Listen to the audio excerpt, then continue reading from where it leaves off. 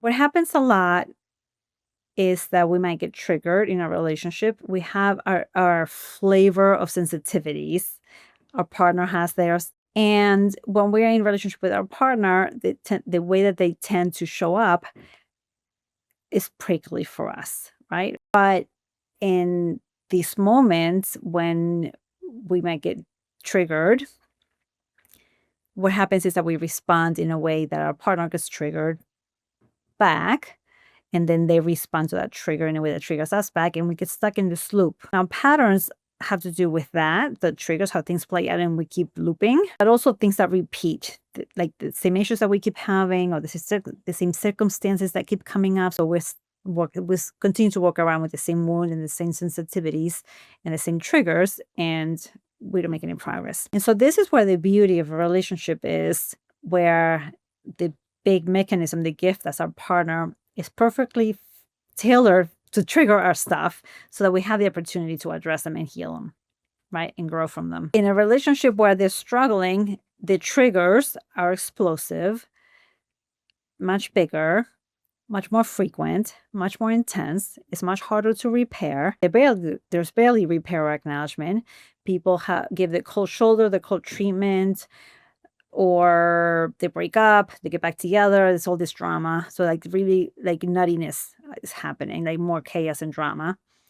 And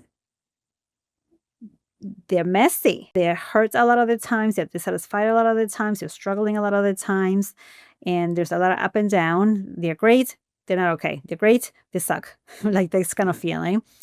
And they have a big question mark on their relationship. They don't know if this is what they want. They don't know if they want to stay in it, and they just struggle. Now, the extraordinary version of this is you go much deeper, right? So this is where a lot of clients get to. They start doing this deeper work where the conversations they go to that meaning, those emotional patterns, those mental patterns, those mindsets, those perspectives, the wounds that keep repeating. What is the wound, the core wound that they're carrying that keeps getting poked by the most innocuous of things? And so they tune in. They figure out, okay, so how is this about me? What's happening for me? How do I address it?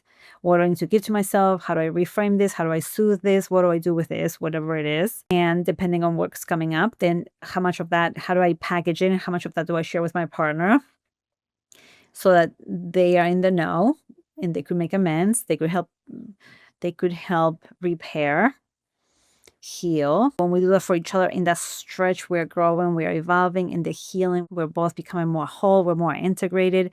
We address projections, we see what things we are assigning to our partner. Meanwhile, they are ours, those are projections, things that we don't own. Like, there's so much deeper work here, so that that extraordinary relationship is taking a moment to process at a slightly deeper level, right? But that's what the extraordinary couple would do. They would invest in the depths, in the richness of this, so they're more intimate with their partner. They know each other at the deeper level, at the more soul level, at the more essence, right? They're a unit, a true partnership in healing, growing, and evolving, and becoming their best human self and having the best human experience. That's the whole point of this.